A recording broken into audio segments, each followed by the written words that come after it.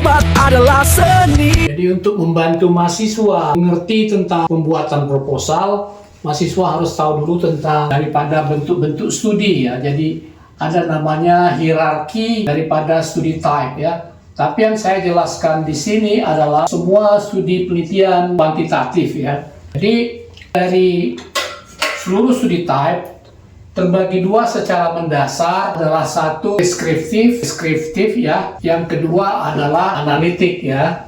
Jadi sederhana itu. Nah, yang jadi masalah, yang deskriptif ini ada 7 ya. Jadi satu adalah case report. Jadi saya jelaskan dulu yang deskriptif. Yang kedua adalah case series. Yang ketiga adalah uji diagnostik atau diagnostic test. Yang keempat adalah survei atau prevalence study.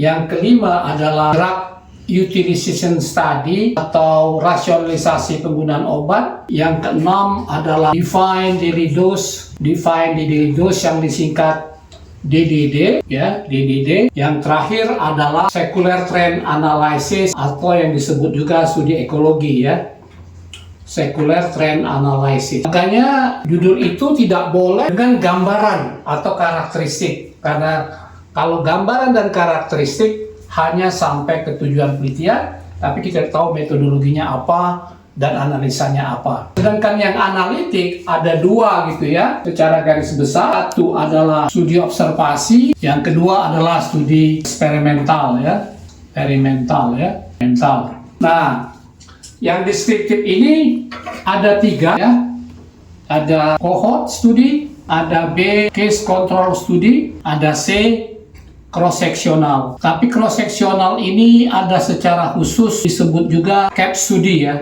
CAP studi itu knowledge, attitude, dan practice. Sedangkan yang eksperimental dibagi 4 ya. Yang pertama adalah in vitro secara betul laboratorium. Yang kedua adalah in vivo, ini pada binatang. Yang ketiga yang ramai kemarin waktu kasus COVID adalah in silico ya, secara komputerisasi. Ada yang ngomong juga, in silico secara AI gitu ya. Yang terakhir adalah RCT pada manusia yang berpembanding dengan tidak berpembanding. Ada 2 nih ya, berpembanding atau adanya kontrol dan yang tidak punya kontrol ya. Ya, ini secara garis besar apa itu penelitian itu ya, jadi deskriptif dan analitik. Nah, yang untuk deskriptif secara ringkas saya jelaskan ya. Yang pertama tadi adalah case report ya. Case report itu laporan kasus, hanya laporan satu kasus. Ini untuk kasus yang very rare, yang sangat jarang ya. Dari mulai diagnosa penyakit sampai terjadinya prognosa. Dan ini kadang-kadang memakan waktu yang panjang sekali ya, bisa sampai tahunan ya. Oke. Ini merupakan studi awal adanya hubungan antara faktor resiko dan outcome resiko. Study factor dan outcome factor pertama kali ya. Jadi ini secara teori diketahuinya ya. Misalnya kalau yang di buku itu dijelaskan hubungan dietilstilbestrol dengan karsinoma vagina. Yang kedua adalah case series ya. Case series ini sudah jumlah kasus atau sejumlah kasus. Menurut WHO kalau dalam fase 1, fase 2 uji klinik, fase 1 dan fase 2 RCT itu sekitar dibutuhkan sampel 30 sampai 80 sampel gitu ya. Nah, ini yang disebut juga case series dalam uji klinik, itu adalah case series interventional ya. Nah, yang ketiga adalah uji diagnostik. Uji diagnostik ini membandingkan satu pemeriksaan dengan gold standar ya, PS gold standar. Bisa saja misalnya untuk kasus ulcus pepticum, misalnya antara pemeriksaan endoskopi dengan pemeriksaan PA, patologi anatomi gitu ya. Itu yang ketiga, uji diagnostik. Bisa saja juga endoskopi dengan misalnya fotoronsen gitu ya, atau endoskopi dengan USG. Boleh yang lainnya, atau yang paling ramai sekarang juga adalah penggunaan kuesioner dibanding dengan pemeriksaan PA gitu ya. Yang keempat, studi prevalence atau survei. Ini bisa tentang obat, bisa juga tentang penyakit ya. Survei misal tentang obat, berapa prevalence pengguna obat di kalangan tertentu, atau survei tentang penyakit berapa jumlah penyakit kalangan tertentu ya.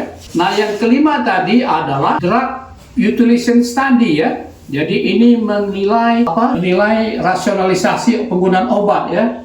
Jadi ada 6 tepat minimal ya. Mulai dari tepat diagnosis sampai ke tepat interaksi ya. Ini benar-benar penelitian farmakologi gitu ya, atau farmasi tepat interaksi. Yang keenam adalah ini yang sering dilakukan oleh mereka yang pemegang kebijaksanaan adalah define daily dose ya. Jadi menentukan dosis per 1000 penduduk atau per 10.000 penduduk atau 1 per 10 ranjang bed ya kalau di rumah sakit ya. Bed. Dan yang terakhir adalah yang tadi saya ngomong secular trend analysis ya. Ini mencocokkan data penyakit atau kematian death ya dengan data penggunaan obat ya. Apakah sinkron atau justru tidak sinkron ya. Jadi bisa saja yang kontraindikasi gitu ya penggunaan obat. Oke. Jadi itu dulu yang tentang studi deskriptif ya. Nah, yang studi analitik tadi sudah kita kasih tahu, ada observasi dan ada eksperimental ya. Yang akan saya jelaskan dulu yang observasi ya, yang analitik ya. Oke, itu dulu ya. Terima kasih telah menonton. Silakan subscribe, like, and share. Selanjutnya akan saya jelaskan nanti yang akan datang tentang studi analitik ya. Oke.